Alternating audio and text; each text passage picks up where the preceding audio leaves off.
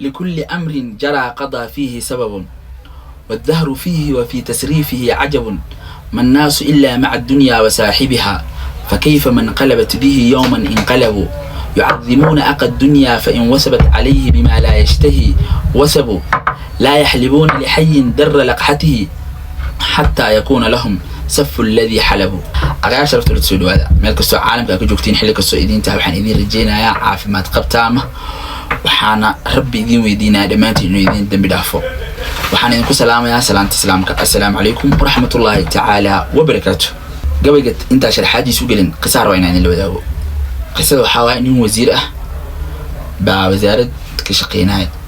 وحلية دي هوري مركا وزارة دي على عزيزي لورسك بحالها وحوغاي dadka ku xeer daamna oo daba socday wax weydiin jiray raayay ka qaadan jiray talada iseen jiray karaameyn jiray wixii dhan waay asxaabtiisu idil ila in yar ma ogeey maalmeed kadib shaqadii lagu soo celiyay dadka agtiisa ku soo dhaxay wasoo buuxiyeen markaas wuxuu dhaca alla dadkan ani ma ahay wixii raadinayeen adduunyo ee daba socdeen yucadimuuna aqad dunya gabay aw cataaya iska leh laakiin asagu soo qaatay marka maanta hadda aniga ku badan agaarahayna joogo waxa u maleynaynaa in ay yihiin kuwa saxda ahaa ee saaxiibtinimadeena u qalmay ama la joogitaankeena u qalmay laakiin markay marxaladda isbedesho baa ogaanaynaa kuwa saxda ahaa iyo kuwa aan saxda ahayn kuwa qaldanaa iyo kuwa saxsanaa waqtiga iyo waayaha dadka wajidooda dadka baro ودي دنيا ديناه حوادثها كثيرة ومدتها قصيرة الدنيا وحيابها كدعاء تربضنا حدنا نرش هذا قابنا أو يرى